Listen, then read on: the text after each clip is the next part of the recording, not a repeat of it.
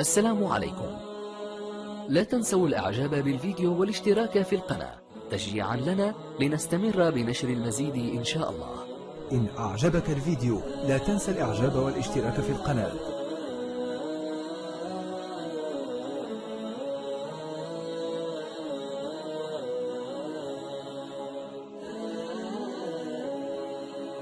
بسم الله الرحمن الرحيم. الحمد لله رب العالمين، والصلاة والسلام على مولانا رسول الله وعلى آله وصحبه أجمعين. أيها الأحباب الكرام، السلام عليكم ورحمة الله تعالى وبركاته. موضوعنا لحلقة اليوم نتحدث عن التنمية الذاتية والتطوير الذاتي. كيف يمكن أن نطور شخصيتنا؟ كيف يمكن أن ننمي قواعدنا وأساليبنا في الحياة؟ السلام عليكم. لا تنسوا الإعجاب بالفيديو والاشتراك في القناة تشجيعا لنا لنستمر بنشر المزيد إن شاء الله. ننطلق من قول الله سبحانه وتعالى في كتابه العزيز: إن الله لا يغير ما بقوم حتى يغيروا ما بأنفسهم. فنحن مطالبين دوما بالتغيير، والتغيير عادة والإصلاح الذي ينشده الناس: إن أريد إلا الإصلاح ما استطعت وما توفيقي إلا بالله. عادة الناس يتحدثون عن التغيير وعن الإصلاح، ودائما يوجهون الاتهام إلى الآخر. يعني ما ينبغي أن يغير وما ينبغي أن يصلح هو النظام، هو العمل الحكومي، هو المؤسسات، هو المجتمع، هو الأسرة. وأحيانا ننسى أنفسنا، ننسى بأننا ينبغي أن نغير أنفسنا أولا. فكل إصلاح لحياتنا ولطبيعة وجودنا لابد أن يبدأ أولا من أنفسنا. إن الله لا يغير ما بقوم حتى يغيروا ما بأنفسهم. ومن ثم نسعى إلى الإصلاح المنشود. هذا يتم بتنمية الذات والتطوير الذاتي. فالإنسان مطالب دوما وأبدا أنه يجدد معارفه ويجدد خبراته ومهاراته. بعض الناس منذ أن تخرجوا من الجامعة أو من المدرسة أو من أي معهد معين اكتفوا بما حصلوا عليه من تعليم ومعارف، وقفوا هنالك. وهذا خطأ جسيم، لأن المعارف في تطور مستمر، والحياة تسير بإيقاع سريع جدا. فلا بد لكل شخص أراد أن يكون ناجحا وأن يكون فاعلا في المجتمع لابد أنه يسعى لاكتشاف مهاراته ويعيد صياغة خططه. لابد أن يعمل على تصميم أهدافه في المستقبل القريب والبعيد، ويجدد هذه الرؤى. لأن التطوير الذاتي هو عملية مستمرة لا تكاد تتوقف. كل مرحلة ولها طبيعتها: مرحلة الطفولة، مرحلة المراهقة، مرحلة الشباب، مرحلة النضج، مرحلة الكهولة. كل مرحلة لها ظروفها ولها خصائصها، ولا بد أن نطور ونستمر في التطوير.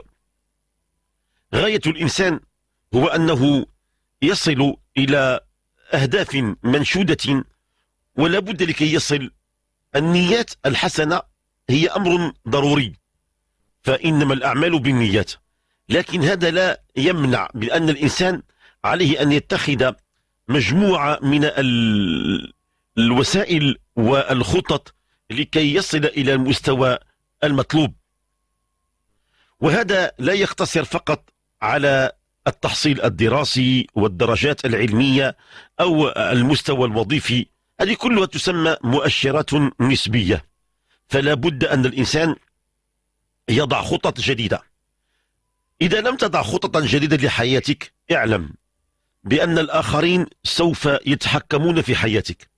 ستكون فريسة لمخططات الآخرين.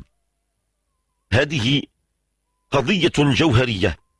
كل من لم يضع خططا لحياته سوف يقع فريسة لمخططات الآخرين، وكل من يعجز على أنه يقيم مجموعة من الأمور في حياته جديدة سيظل في مكانه. فرصة أيها الأحباب الكرام لكي نتدارس جميعا كيف ننمي ذواتنا. الخبراء في مجال التنمية أول ما يركزون عليه في العمل اليومي أن الإنسان لابد أن يبدأ من الاستيقاظ مبكرا، ولكي تستيقظ مبكرا لابد أن تنام مبكرا. النوم المبكر والاستيقاظ المبكر خيرهم قالوا هو أنك تنام مع الطيور وتستيقظ مع الطيور. هناك ساعة ذهنية مبرمجة عند كل إنسان تتناسق مع حركة الكون، مع النجوم والكواكب والأفلاك والسماوات والأراضين. فلا بد أن يكون عندنا واحد النظام ديال النوم وديال الاستيقاظ المبكر، لأن الذهن سوف يكون في وضع جيد من النشاط والاستعداد لإكمال أعمال اليوم. للأسف كنلقاو واحد المجموعة ديال الأولاد ديالنا والشباب كتلقى بأنه عنده ارتباك خطير في مجال النوم، ينام متأخرا. والأسباب صارت معروفة، أن الإنسان مع وسائل التكنولوجيا الحديثة يأخذ الحاسوب ويلج الفيسبوك أو مواقع التواصل الاجتماعي ويبدأ في الإبحار وينسى نفسه، ويبقى ساعات طويلة 6 8 10 ساعات حتى يتجاوز الوقت المسموح به. طبعا هذا سوف يستيقظ صباحا ودماغه ممزق مشتت، لن يستطيع أن يستوعب لا دروسه ولا يستوعب أي شيء من أمور الحياة. فلا بد للإنسان أن يحرص على النوم المبكر والاستيقاظ المبكر ليكون الوضع الذهني في حالة جيدة. النوم قبل أن ننام لا بد أن ننام ونحن متوضئين. هناك من ينام وهو غير متوضئ وكأنه غير طاهر، وهناك من ينام وقد يكون ملطخا والعياذ بالله. فلا بد أن ينام الإنسان وهو طاهر، يتوضأ ويقرأ ما تيسر من كلام الله، ثم يستقبل القبلة ويستغفر مولاه ويقرأ أذكار ويردد تسابيح، ثم ينام في نوم عميق. سيستيقظ إن شاء الله تعالى نشطا، وخصوصا يستيقظ مع صلاة الفجر، لأن الإنسان إذا صلى الفجر فإنه يكون أكثر نشاطا. أما إذا نام نومة عميقة وسمع الفجر وتقلب على الشق الآخر فإن الشيطان يتبول في أذنه ومن ثم يقع له الفتور. الكثير منا يستيقظ صباحا وهو غير سعيد، هو مرتبك، فكره مشتت ونفسه ممزقة وروحه منهزمة. فلا بد أن يعيد صياغة النوم. ثم بعد ذلك لا بد للإنسان أن يحرص على أنه يتناول الطعام الصحي. فالطعام هو الوقود الذي به تسير أجسامنا، والعناية بالصحة العامة ضرورية، ومن بينها أن الإنسان يتناول الطعام الصحي المفيد للجسم حتى يبقى هذا الجسم دائما في وضعية حسنة. ثم بعد ذلك لابد للإنسان أن يقوم بزيادة الحركة. الحركة ضرورية، الكون كله يتحرك، الشمس والقمر وكل النجوم والكواكب وكل ما خلق الله يتحرك، حتى البحر انظروا إلى أمواجه بالمد والجزر. الحركة ضرورية جدا للغاية. فالإنسان لابد أنه ينتقل من مكان إلى مكان ويتحرك كثيرا، خصوصا أنه يقيم ممارسات لتمارين رياضية منتظمة.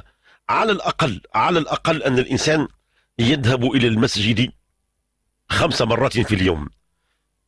من تعذر عليه أن يمارس الرياضة، والكثير منا كله يتعذر بأن الوقت لا يسمح والظروف لا تسمح، على الأقل أن الإنسان يذهب إلى المسجد 5 مرات في اليوم ذهابا وإيابا. هذا المشي السريع إلى المسجد فيه تمارين رياضية، والركوع والسجود للصلوات ال5 مع نوافلها فيه حركة دؤوبة، وهذا كله يزيد من قوة البدن. ثم على الإنسان أنه يتغلب على المخاوف. هناك بعض الناس عندهم مخاوف وعندهم هواجس، وهذا هو مرض العصر.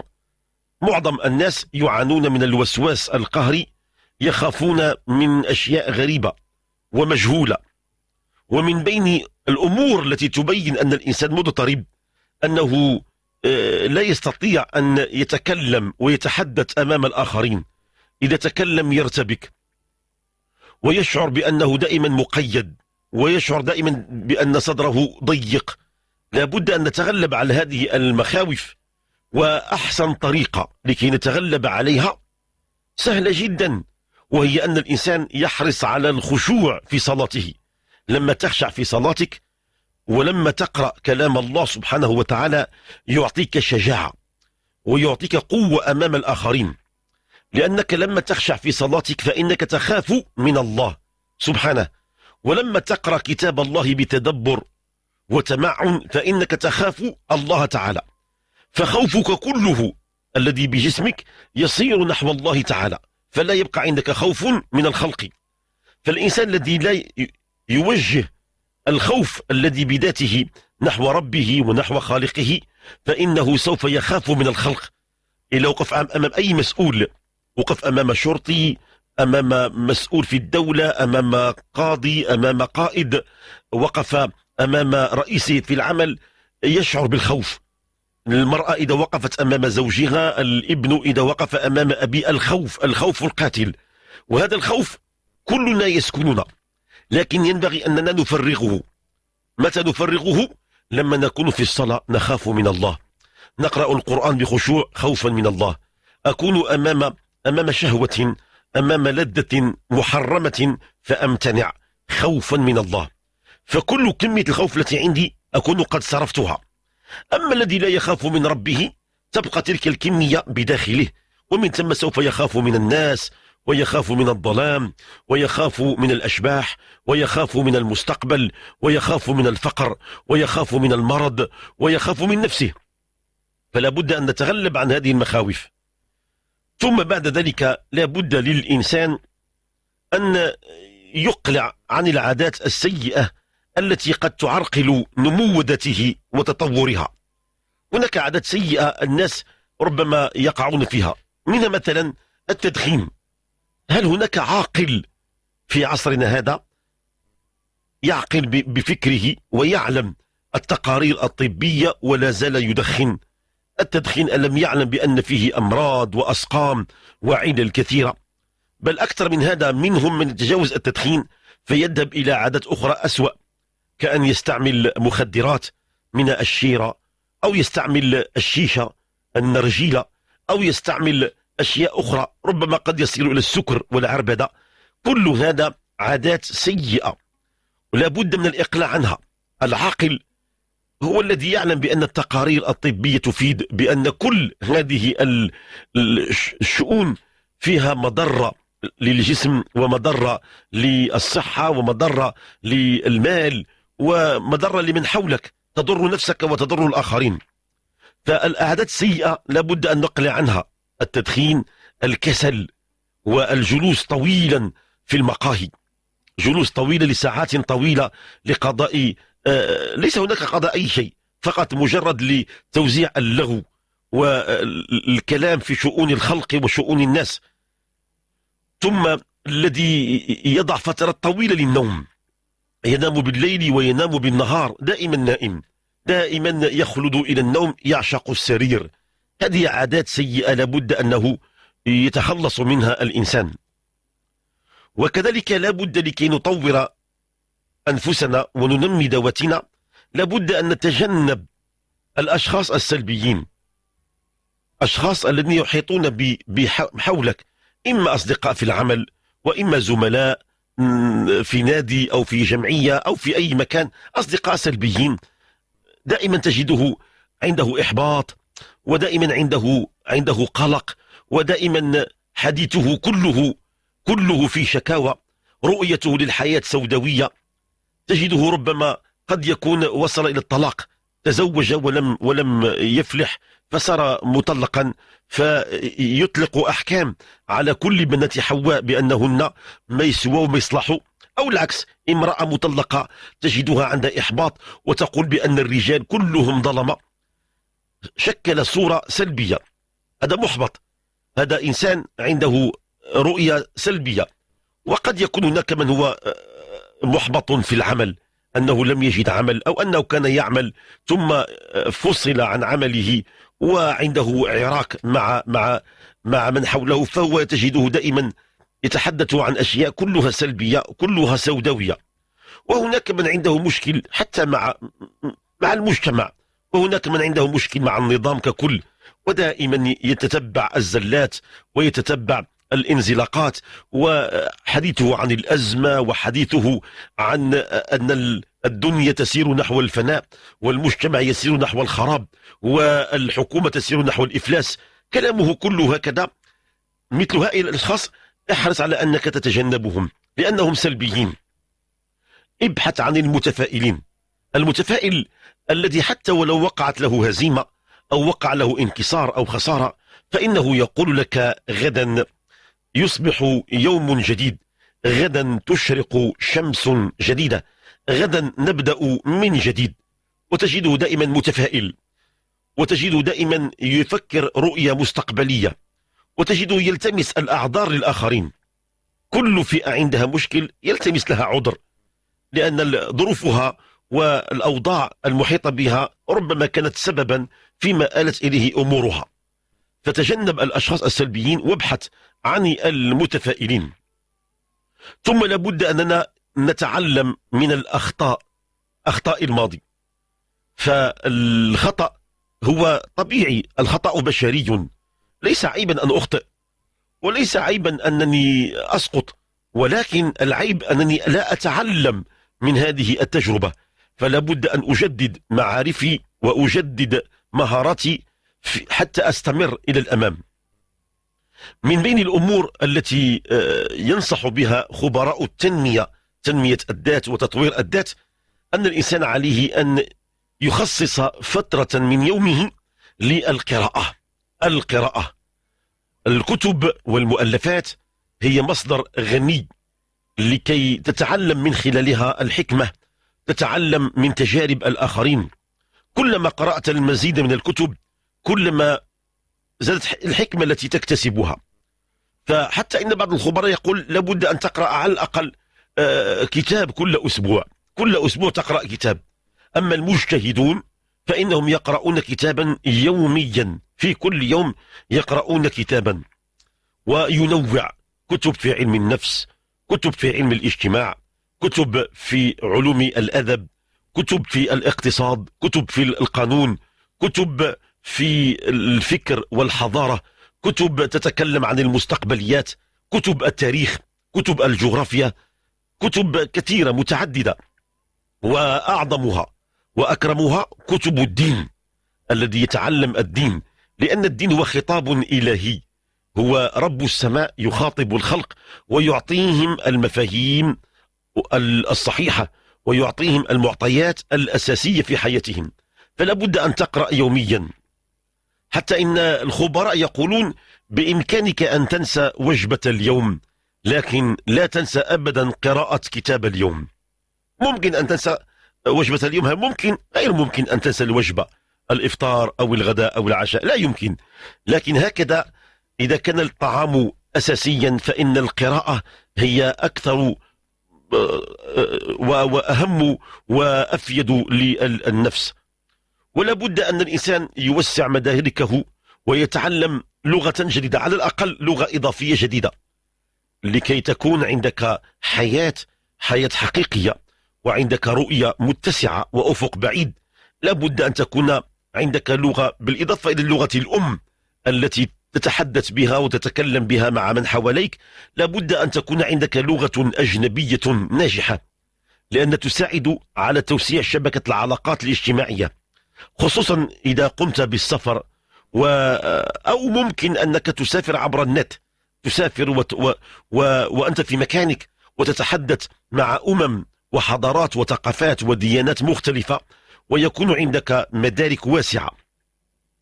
لابد للإنسان أنه يسعى لتحديد الأهداف ويسطر المبادئ التي يريد أن يصل إليها ويتبع الخطة بشكل صحيح.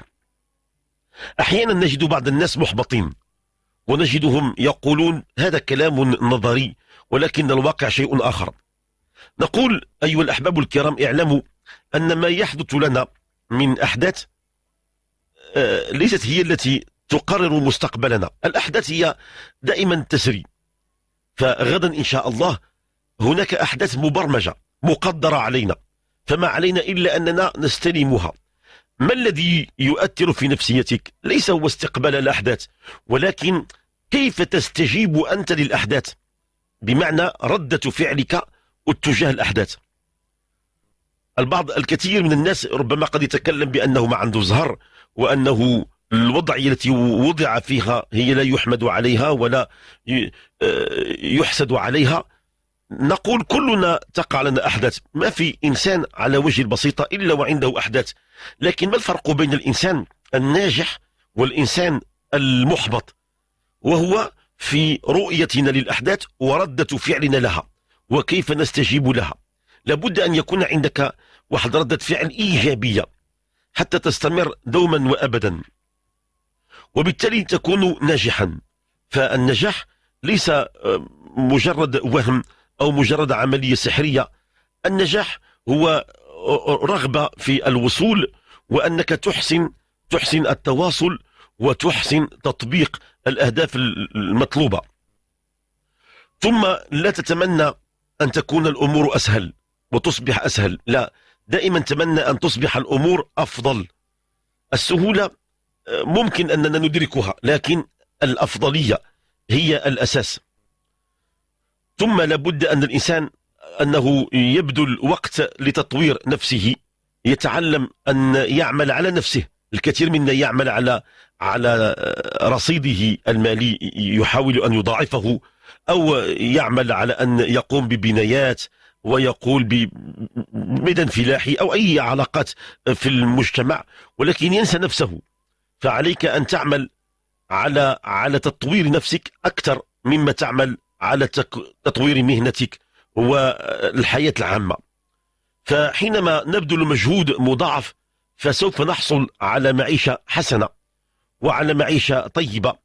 وأكبر ثروة ممكن الإنسان يفتخر بها بعد الإيمان بالله سبحانه وتعالى وبعد الصحة والعافية هي ثروة أنك تطور ذاتك، تطورها فتصير تلك الذات طيعة وعندها قدرة على التعايش، وعندها قدرة على أنها تفعل، وعلى على الخلق وعلى الابتكار.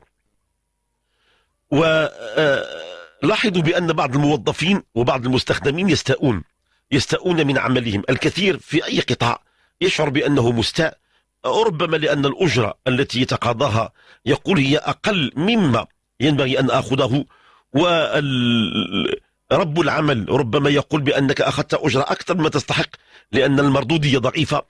فهم يقولون في مجال التنمية البشرية إنهم لا يدفعون لك مالا مقابل الساعة التي تعملها، وإنما يدفعون لك مالا مقابل القيمة التي تضيفها للساعة. فلا بد الساعة تمضي، الوقت سوف يمضي أحببنا أم كرهنا، لكن ما هي القيمة التي أضفتها إلى ساعتك؟ فلا بد أن تكون هناك قيمة إيجابية، وبالتالي نستطيع آنذاك أن نحصل على عدة أساليب للنجاح ولبناء حياة مستقرة وحياة متكاملة وحياة طيبة. فأيها الأحباب الكرام، سعداء بهذا اللقاء الذي نريد منه إن شاء الله تعالى أن نتحدث عن كيف نغير من الحال ونغير من النفس لكي نغير وضعيتنا.